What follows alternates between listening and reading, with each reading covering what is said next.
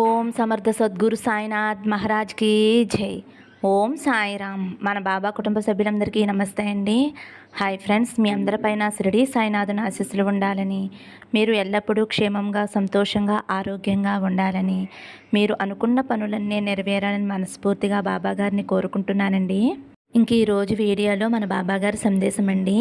మన బాబాగారు ఏమంటున్నారంటే, తల్లి నన్ను నమ్మితే ఒక్కసారి నన్ను తాకి చూడమ్మా, నీకు శుభగడియలు ప్రారంభమయ్యాయమ్మా, 2 నిమిషాలు నేను చెప్పేది శ్రద్ధగా వినుతల్లి అని అయితే మన బాబాగారు మనందరి కోసం ఒక మంచి సందేశం తీసుకువచ్చారండి.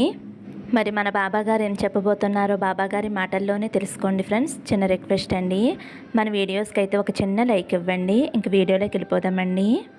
తల్లి నీకు శుభగడియలు ప్రారంభమయ్యాయి, నువ్వు నన్ను నమ్మితే 2 నిమిషాలు నేను చెప్పేది విను తల్లి, నీ మనసంతా సంతోషంగా ఉండబోతుంది, తప్పకుండా వింటావు కదమ్మా అని అయితే మన బాబాగారు అంటున్నారండి.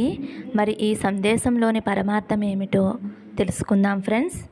బాబా, నా జీవితానికి అసలు సంతోషంగా ఉండేటటువంటి రోజులు ఉన్నాయా, అలాగే మంచి శుభగడియలు ఉన్నాయా అని అడిగావు కదమ్మా. నీకు శుభగడియలు అతి త్వరలోనే ఆరంభం కాబోతున్నాయి. నీ బాబా చెప్పే మాటల మీద నమ్మకం లేదా తల్లి? ఒక్కసారి నీ మనస్సాక్షికి నీ సాయి తండ్రి చెప్పే మాటలను ఆలకింపచేసి చూడు, తప్పకుండా నీ మనసు సంతోషపడుతుంది. నువ్వు ఎదురు చూసేటటువంటి శుభగడియలు త్వరలోనే నీ ముందుంటాయమ్మా. బాబా, నేను చాలా బాధలో ఉన్నాను. ఎందుకు బాబా ఇంకా పరీక్ష మీద పరీక్ష పెడుతూనే ఉన్నావు, కానీ నాకు మాత్రం నా సమస్యకు ఒక ముగింపనేదే ఇవ్వటం లేదు. ఈ అభాగ్యురాలిపై ఎందుకు బాబా నీకు అంత పగ? నన్ను బాధ పెడుతూనే ఉన్నావు కదూ. నేను చేసినటువంటి తప్పేమిటి బాబా? అసలు ఊహ తెలిసినప్పటి నుంచి నిన్ను కాక ఇంకెవరిని నమ్మాను చెప్పు తండ్రి. నువ్వే సర్వస్వం అని చెప్పి భారమంతా నీపైనే కదా వేస్తున్నాను. కూడా నన్ను దురదృష్టవంతురాలు అని హేళన చేస్తున్నారు. మరికొందరైతే నాకు ఏదైనా ఒక సమస్య వస్తుంది అని ముందే తెలిస్తే నా వద్దకు ఎవ్వరూ రావటం లేదు. నాతో మాట్లాడటం కూడా వారికి ఇష్టం లేకుండా ఉంటుంది తండ్రి. నేను చేసినటువంటి తప్పేమిటి బాబా? నిజంగా నా మనసుకి చాలా బాధగా ఉంటుంది తండ్రి. ఏదో తెలియని జన్మలో నేను ఏదైనా తెలియకుండా ఏమైనా తప్పులు చేసి ఉంటే నన్ను క్షమించండి తండ్రి. ఆ తప్పుని మీరే ఎలా అయినా సరిదిద్దండి. అంతేకాని ఇలా ప్రతిరోజు పూర్వజన్మ కర్మఫలం అంటూ ఏదో ఓదార్పు మాటలు చెబుతూ నాకు ఎక్కడే నరకాన్ని పరిచయం చేయకండి. నిజమే బాబా, అందరూ అంటారు కర్మఫలాన్ని అనుభవించక తప్పదు అని, కానీ అందుకు మీరు నాకు ధైర్యాన్నైనా ఇవ్వండి బాబా.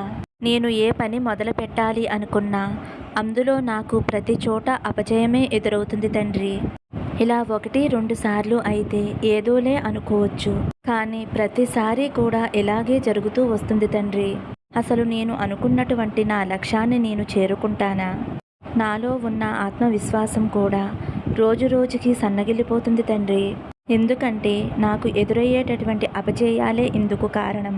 బాబా, నా బాధను చూస్తూనే ఉన్నావు కదా. ఈ నరకప్రాయమైన జీవితాన్ని ఎలా ముందుకు సాగిస్తున్నానో అంతా నువ్వు చూస్తూనే ఉన్నావు. అసలు నేనంటూ ఒక భక్తుణ్ణి ఉన్నాను అని నీకు గుర్తుందా తండ్రి? లేక అన్నీ తెలిసి అలా చూస్తూ ఉంటున్నావా? అంతా కర్మ ఫలితమే అంటూ నాకు ఏదో నచ్చ చెప్పాలి అని అనుకుంటున్నావా? ఏమిటి బాబా, అసలు నాకు ఎందుకు బాబా ఈ జీవితం? కనీసం నా గురించి నాకు ఏదైనా సొంతంగా నిర్ణయాలు తీసుకునే అవకాశం కూడా నాకు లేదు. ఏదైనా ఒక పని చేస్తున్నా, ఎంత కష్టపడుతున్నా ఒక గుర్తింపు లేదు తండ్రి. అన్యాయంగా ఒకరిని మోసం చేస్తూ ఒకరి సొమ్మును వారి సొమ్ముగా చెప్పుకుంటారు.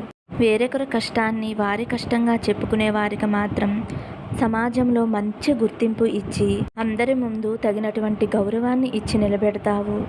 అంతా నువ్వేలే అని అనుకుంటూ నా కష్టం మీదే నేను నిలబడి ఏదైనా చేద్దాము అని అనుకుంటే అది మాత్రం విఫలం చేస్తున్నావు.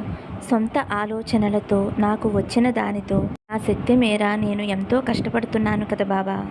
నువ్వు చూస్తున్నావు కదా తండ్రి, కానీ నువ్వు మాత్రం నన్ను ఎందుకు గుర్తించడం లేదు? నన్ను నా కష్టాన్నైనా నువ్వు చూడవా? న్యాయం నువ్వు చెప్పు తండ్రి. ఇంకా ఎన్నాళ్ళు నాకు ఈ పరీక్ష? నాతో ఉన్నవారు చక్కగా ఎదుగుతున్నారు, వారి కుటుంబంతో సంతోషంగా ఉంటున్నారు అన్న ద్వేష ఈర్ష్య అనేవి నాకు లేవు తండ్రి. అందరూ బాగుండాలి, వారిలో నేను కూడా ఉండాలి కదా తండ్రి. అదే కదా నేను కూడా కోరుకునేది. కానీ వారిలో కొందరు కష్టపడిన వారు ఉంటే మరికొందరు వేరొక కష్టాన్ని దోచుకుని కేవలం అది వారి సొంత కష్టంగా చూపించుకుంటూ మంచి మంచి లాభాలను పొందుతున్నారు. నువ్వు కూడా పోయి వారికే సహాయం చేస్తున్నావు. నా బాధను నువ్వు అర్థం చేసుకో బాబా అని అంటూ నువ్వు ప్రశ్నించినటువంటి నీ ప్రశ్నకు నా సమాధానం విను. నీ బాబా తండ్రి చెప్పేది వినమ్మా. చూడటానికి చెడు గెలిచినట్లుగా, విజయం సాధించినట్లుగా అనిపిస్తుంది. అది కేవలం తాత్కాలికంగా మాత్రమే ఉంటుందమ్మా. ఎప్పటికైనా సరే నీతి నిజాయితీగా ఉంటూ తన కష్టాన్ని నమ్ముకునే వారికి తప్పకుండా విజయం వరిస్తుంది. కానీ అది తాత్కాలికంగా ఉండదు, శాశ్వతంగా నీ వద్దే ఉంటుందమ్మా. మరి అటువంటి శాశ్వతమైన విజయం పొందాలి అంటే కాస్త నువ్వు ఓపిక పట్టి ఉండాలమ్మా. నువ్వు అడిగినటువంటి ప్రశ్నకి సమాధానాన్ని పొందుతావు. నువ్వు కోరుకునేటటువంటి విజయాన్ని నువ్వు పొందటమే కాదు, నీ కష్టాలు కన్నీళ్లు అన్నీ తుడిచిపెట్టుకుని పోతాయి. నీ బాధలు నేను చూడడం లేదు అని నువ్వు ఎందుకు భ్రమపడుతున్నావు తల్లి? అలా అనుకోవటం నీ మూర్ఖత్వం. నా సహకారం లేకుండానే ఇప్పటి వరకు ఇన్ని బాధలను ఎదుర్కొంటూ వచ్చావా? ఒక్కసారి నువ్వు ఆలోచించుకో అమ్మా. ఒకరి కష్టాన్ని వారి కష్టంగా చెప్పుకుంటూ లాభాలు పొందుతున్నారు అని నువ్వే అన్నావు కదా తల్లి. ఇక అలాంటి వారి గురించి కూడా నువ్వు ఆలోచిస్తున్నావా? అలాంటి వారి గురించి ఆలోచించటం కూడా వ్యర్థమే.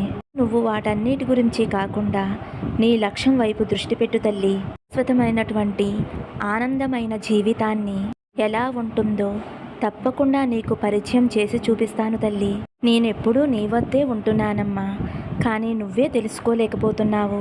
నువ్వు నా దగ్గర ఉంటున్నావా బాబా? నా మాటలు వింటున్నావా? నా కష్టాన్ని చూస్తున్నావా అనే అనుమానంతో ఉన్న భక్తి నీ బాబా తండ్రి స్వీకరించడు. ఎప్పుడైతే పరిపూర్ణమైన నమ్మకంతో నా సాయి తండ్రి నా మాటలను ఆలకిస్తున్నాడు, నా కష్టాన్ని ఆయన కష్టంగా స్వీకరించాడు, నా భారమంతా ఆయనే మోస్తున్నాడు అని నువ్వు ఎప్పుడైతే విశ్వసిస్తావో అప్పుడు నీకు ఉన్నటువంటి సకల భయాలు తొలగిపోతాయమ్మా. ఎటు చూసినా నీ బాబా తండ్రి రూపం తప్ప ఏమీ కనిపించదు. అలాంటప్పుడు మాత్రమే నీ సాయి తండ్రి యొక్క అనుగ్రహాన్ని తప్పకుండా పొందగలుగుతావు తల్లి. అతి త్వరలోనే నువ్వు అనుకున్నటువంటి పనిలో విజయాన్ని సాధిస్తావమ్మా. మంచి శుభగడియలు నీకు ఆరంభం కాబోతున్నాయి తల్లి. తప్పకుండా ఎవరైతే నిన్ను ఎగతాళి చేస్తున్నారో, ఎవరైతే నిన్ను దురదృష్టవంతురాలు అని నిన్ను తక్కువ చేసి మాట్లాడారో వారందరికీ కూడా ఒక గొప్ప గుణపాఠం నీ విజయంతోనే మొదలవుతుంది. ఆ రోజు కోసమైనా నువ్వు తప్పకుండా ఎదురు చూడవలసిందే తల్లి. తప్పదు, కొన్ని రోజులకు నువ్వే తెలుసుకుంటావమ్మా. నీ బాబా చేసినటువంటి చమత్కారం, నీ ఊహకి కూడా అందనటువంటి విజయ తీరాలను నువ్వు చేరుకుంటావు తల్లి. నువ్వు నీ కుటుంబం ఆనందంగా గడిపేటటువంటి సమయం కూడా త్వరలోనే ఉంది తల్లి.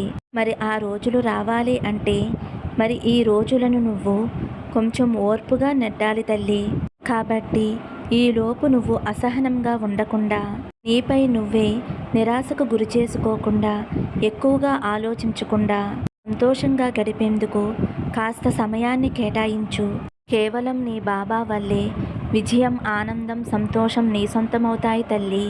నా మీద నమ్మకంతో ధైర్యంగా ఆనందంగా ఉండు తల్లి అని అయితే మన బాబా గారు మనందరి కోసం ఒక గొప్ప సందేశాన్ని అందించారు కదండి. మరి నిరాశపడే భక్తులకి బాబా చెప్పిన సందేశం ధైర్యంగా ఉంటుంది అని అనుకుంటున్నానండి. బాబా తప్పకుండా అందరికీ మంచే చేస్తారండి. మనం ఓపికతో సహనంతో ఉండాలి అంతే ఫ్రెండ్స్. మరి మన బాబా అందించిన ఈ సందేశం మీకు నచ్చితే ఒక చిన్న లైక్ ఇవ్వండి ఫ్రెండ్స్. అలాగే ఫస్ట్ టైం చూసేవారైతే మన బాబా భక్తి ఛానల్ తప్పకుండా సబ్స్క్రైబ్ చేసుకుని సపోర్ట్ చేయండి. సర్వే జన సుఖినో భవంతు. సమస్తం సద్గురు సాయినాథార్పణమస్తు. శుభం భవతు. జై సాయిరామ్.